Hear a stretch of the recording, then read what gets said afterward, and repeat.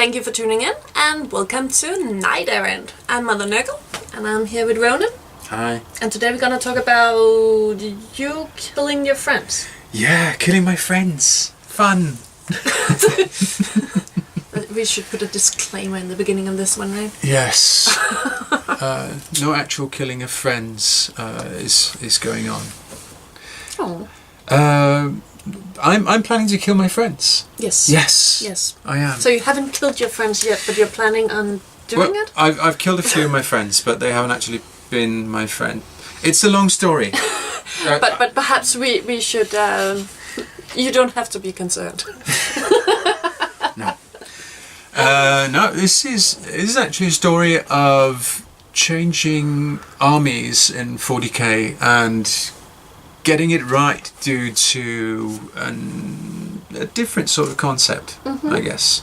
So are you talking about killing your friends is your happy ending? Just to make it interesting. Okay. No. Keep it interesting. Yeah. Killing my friends is a concept that began on the PC game XCOM, where you play a group of soldiers that are sort of the last line of defense against the alien invasion.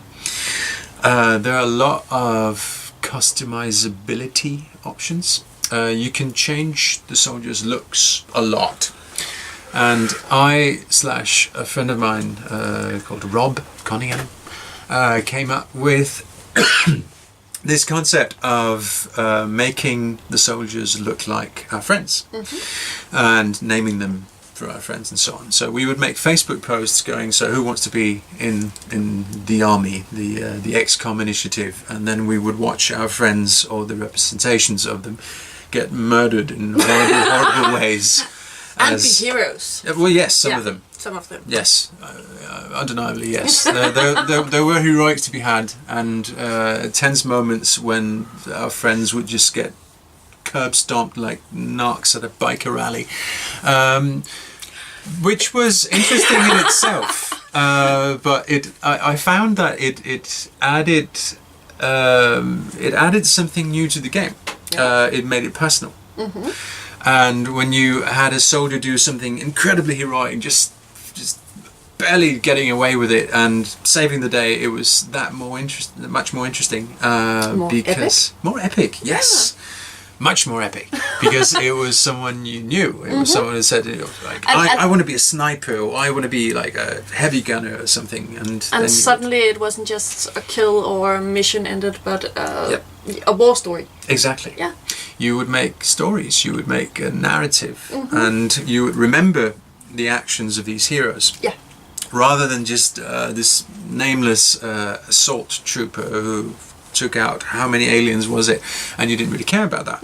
This was one of your friends, and you would make updates on Facebook going, so this happened, and then there was this like heroic dash towards the end and took out an alien's like shotgun to the face and just made it into, and the stories kept evolving, and it got that much more interesting. And more of your friends wanted to participate. Oh yeah.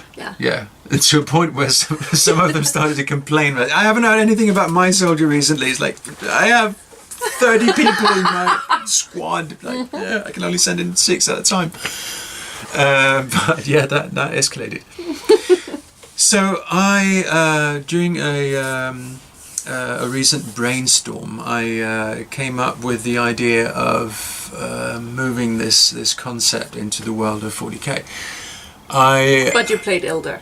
Yes. a bit of backstory. I have played a couple of main armies in 40k. I started out with a Marine army, made my own chapter there, which was interesting, but never really got sort of this personal feel of it. I didn't really care about the individual soldiers in the same way as you or Errant. Very personal relationships with the character models, and I never had that connection to it. So next army was Eldar, Craft World Eldar, and that was fun and beautiful models and interesting change of gameplay, because Space Marines and Eldar play very differently. Yeah. So that was interesting. But none of your friends wanted to be Eldar. No, Space Elves. No. Pansy Elves, not happening. No, but there was still the disconnect. There wasn't this personal relationship with any of them. I tried naming a couple of them as like, yeah, this is not working at all. Not on that level. So after getting my grubby hands on a couple of Imperial Guard rescue projects, friends and who had old armies lying around that they didn't use, and I bought them off them and stripped paint and came up with a colour scheme and so on and so forth. The ball sort of started rolling from there on, as in I had to come up with a concept for my army, I had to come up with a planet that they lived on and the whole backstory. We've talked about this in other Knight Errants. And then I realised that, you know, I could do this kill your friends thing with my Imperial Guard army. It would be like XCOM, but on a vastly different scale, literally and otherwise. Because, I mean, it's trying to make a 28mm miniature look like one of your friends. But it's a heroic scale. It is, but you have limited options when it comes to making it look like anyone. You can try to get the hair right and maybe a mustache, but yeah. But you do have some experience with it. I remember your present for our wedding. Yeah, that's true. You actually made a miniature diorama with me and Errant. Tried to get close to us. Yeah, that's true. So I had been doing a little bit of that. Yeah. So I was sort of beefing it up with this whole Kill Your Friends project. So I made a Facebook post and I made a long list of, okay, so this is basically what the game is about. A lot of my Facebook friends have no idea what 40k is, obviously. So you have this army, think Starship Troopers. A lot of grunts, like sent into the meat grinder. I mean, they have the survivability of frogs and blenders, basically. But you can't all be heroes. You can't, yeah. I mean, you're all going to die horribly, but at least some of it's going to be interesting. No, it is playing Imperial Guard in 40k is very Starship Trooper-ish, especially when you play Tyranids on a regular basis. Just to hold the line. So I made this list of this is kind of what's going to be in the army. There are going to be a lot of grunts, but I need these and those officers and tank commanders and artillery loaders and etc., Imperial Commissar and so on, armed with this and that, as in general ideas, but pointing out that if you have any ideas about the looks or style or something, as in are you this berserk guardsman with facial tattoos, or or someone trying to hide behind something else, or Last part. for example, as in do you want a certain style represented as being you, the miniature version of you, and a number of ideas kept sort of started coming in, and the game suddenly became much more personal. I've yet. I mean, it's going to take forever to finish all of these models, obviously. And I've only just finished, almost finished, 500 points of painted miniatures. Going to extend that to 1,000 over the next couple of weeks is the plan. But I have played a couple of games with counts as minis and half-painted minis and so on. And already at that point, the narratives started showing up. Yeah. As in the commissar that was in several of the games, you'd get an idea of what sort of person that was. Commissar based on a friend of mine called Lisa, who's incredibly badass in real life and in the game as well. No, she's a military chaplain, so of course she had to be the commissar. And her heroic sort of, instead of just this model that caused 8 wounds on that unit, it became Lisa just beating the snot out of plague bearer characters, just moving on to the next one. And well, yes, Death Guard. I'm sorry, they died not horribly. me. Not you. We'll see. Yeah. And you know the brave retreat where she was punching her way through HQ choices all the way to relieve the center, and this whole story just evolved around each game, and moving from one game to the next, it became like it became a campaign. It became a greater narrative, which has added perspective, I guess. I guess. What's the word for it? It's added a level to the game that I had not experienced before. And, well, 3 main 40k armies, and this is the first one where I actually care what happens to the soldiers. And where I actually remember what happened in earlier games. And then I'll make a Facebook post with the last game, and then come up with what happened, seen from the sort of an in-game perspective, the narrative of it. Sort of part of the Hive Fleet Tiamat trying to infest the planet from orbit, etc., etc. And this is the battle where Lieutenant Wakestone had this battlefield. Wakestone, that's you, right? That would be yours truly, yes. But had this battlefield promotion from lieutenant to captain after taking out a Raven in close combat, and little details like this. But yes, of course, I am represented in game as well. Of course, you are. The company commander has to be. But these little stories stick with you. I mean, I like the playing style of Imperial Guard because I'm a sucker for Starship Troopers, and this whole we're all probably going to die horribly, but we're going to take out a lot of aliens while doing so. We have snowball chances in hell of surviving this, seen from a grunt's perspective. Yeah, so fitting for gods. Yeah, and then just surviving out of sheer spite, basically. Because the average guardsman is not gonna stop anything as a rule, but with enough waves of infantry you're gonna hold off the enemy bad guys long enough for the tanks to get enough shells into the gibbering hordes. So tell us about the small narratives. I'm pretty sure I'm represented somewhere. Yes. You are this secret Nurgle cultist, obviously. I'm a Nurgle cultist. Yes. So you're going to be represented by a las cannon gunner, sort of sitting there, just very innocent look on her face, with a very discreet Nurgle symbol in a chain around her neck. And the las cannon loader just puking his guts out from the other end of the base. I actually found this bit from a river troll. River troll have this puke attack, and there was this bit with like a couple of fish skeletons stuck in there. Just cut it down to size, so yeah, now we have this gunner just going and not knowing why. But there are a couple of these. Lyselle. From Lyselle Maid. From Lyselle Maid. She replied to this Facebook thread and says, "Yes, big gun, all the ammo, many bullets." I'm like, okay, cool. So heavy bolter, check. Yeah.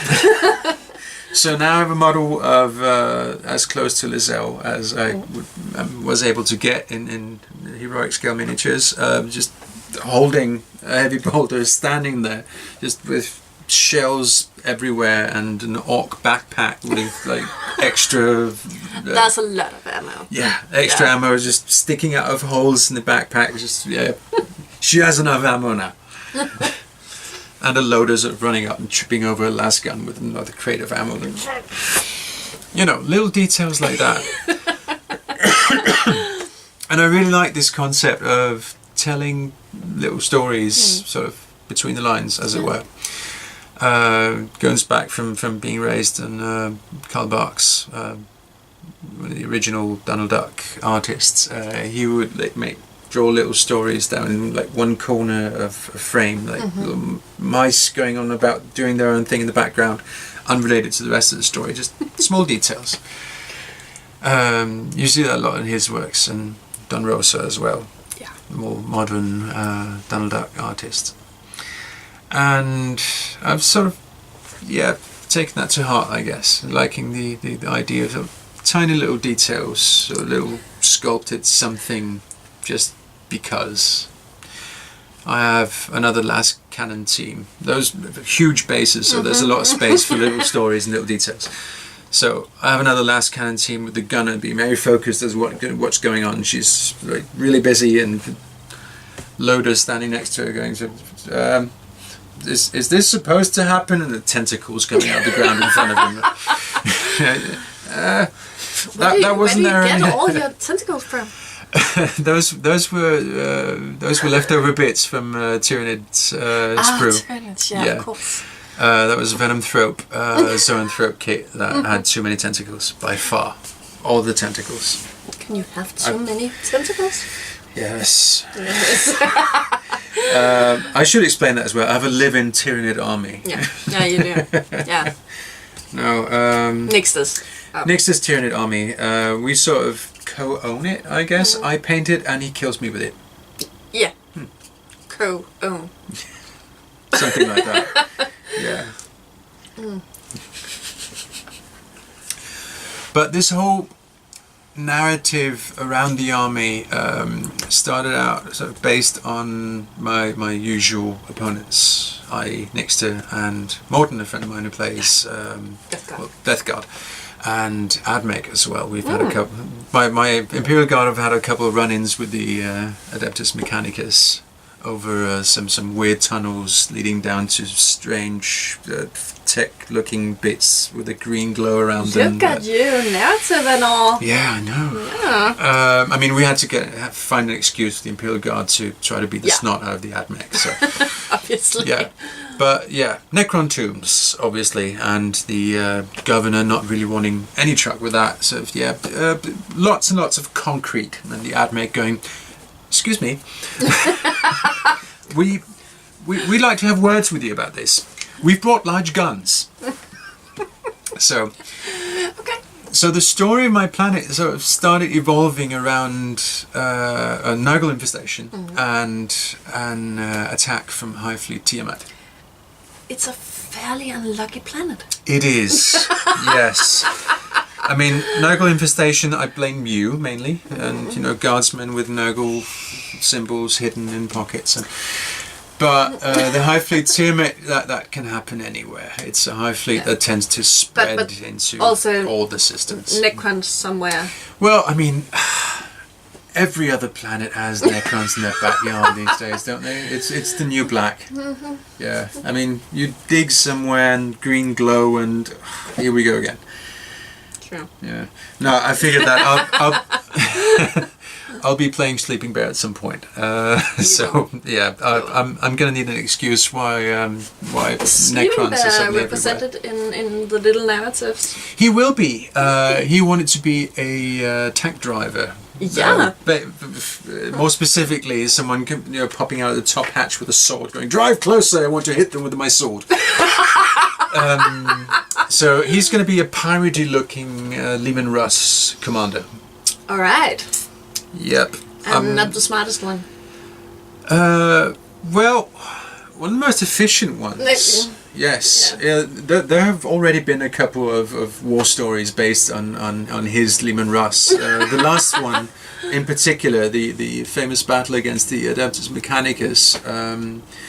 This heavily damaged knight was charging the main threat, which was obviously the Leman Russ, two Leman Russes, and sort of shooting at everything and just figuring it would finish off Sleeping Bear's Leman Russ with the charge, but not counting on Sleeping Bear to just go, "So, you seem to be charging. I have a large gun. Let's combine those two facts." Just turning the barrel against the most brittle looking part of what was left of this almost wreck of a Titan and just going, yeah, no, kaboom, and taking it out, 4 wounds and Overwatch.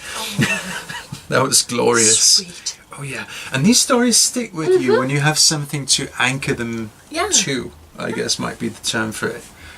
You have the personality of the character there going, yar! Just maybe more guts than brains when it comes right down to it, but it'll do. It works. It works. Yeah. What about the rest of the crew? The rest of the crew, I haven't really represented Lasfar yet. No, he wanted to be a veteran. Yeah. But a veteran that has lasted this long because he's not really that fond of the fight and all. Yeah, something about an uncanny ability to have something between him and gunfire. I'm coming up with a concept for that. It's going to be interesting. I'm thinking a lot of cover and a base and then him behind it, but I'll figure something out. It's going to be a lot of fun to make. We have Errant, of course, being my Sergeant Harker. Yeah. And another big guy with mohawk and heavy bolter and basically just calling the shots, like directing the fire around him.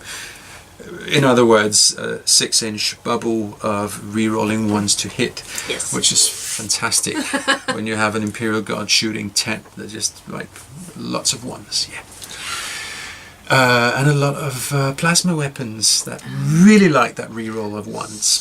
Supercharge. Yeah, exactly. So I don't like it so bad. So Errant's going to be like one of the key gambits of my artillery parking lot, or my shooting gallery, as it were. Yeah. I'm going to try to make him different from Lazelle's character, obviously. He's not going to have a loader, he's going to be there on his own, but it's going to be the standing with a heavy bolter sort of on his own kind of look. It's going to be pretty badass, I think. Yeah. I can see it.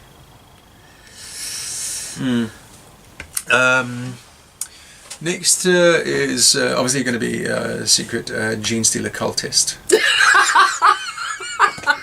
There's this random grunt like making up 10% of a random unit of riflemen. Just think, there's like forehead ever so slightly bigger than the others. A badge that looks distinctly un-imperial. Maybe like a couple of tentacles coming out of a trouser leg or something like that, you know. What is it with your army? Nurgle. Well, that's clearly you or Nixter's fault. You were the ones who came up with these concepts. Like, he's secretly a cultist. You're welcome. Secret Nurgle concept. Like, this is why we can't have nice things. Like, everyone's a traitor. I have no idea how we've survived this far. Most of you haven't. Well, but it is a lot. What's that story? I'm sorry? You faced a Death Guard and my unit was not targeted, right? That's true. Yeah, that was really weird. That was unscripted. I faced another Death Guard army, and the heavy weapons teams were just completely ignored throughout the entire game. I think they were shot at once, and they made an armor save, or disgustingly resilient, and you didn't notice. Yeah, they saved it. Like, okay, their armor held, not thinking that they're wearing cardboard. I mean, they're very unlikely to make armor saves, so disgustingly resilient. Don't tell anyone. But yeah, no. The problem with the heavy weapon squads is that they're made of wet cardboard. Obviously, it's a lot of big guns on 3 bases, 2 wounds each. So I mean, yeah, they're gonna die horribly very early on. But no, they like lasted through 5 rounds. They took out several key targets. They just did not get shot at. It's like, I have no idea what happened. I think you might. But yeah, these are the sorts of stories that pop up, and it's added a whole new. What's the word? Fun. You look like you're having fun. Definitely. No, it has added an extra layer of narrative and like personal relationship with the army, I suppose, and another layer of fun. Absolutely, yeah. The games become much more memorable. You get a sense of sort of campaign-ish story, sort of things are evolving from battle to battle, while not being campaign games in the strictest sense. Each game helps develop the story of me killing my friends. Yes. I heartily recommend it. Yeah. Start killing your friends. For fun and profit. I think that was it for now. How do we officially say goodbye? Take care. And bye-bye. Bye-bye.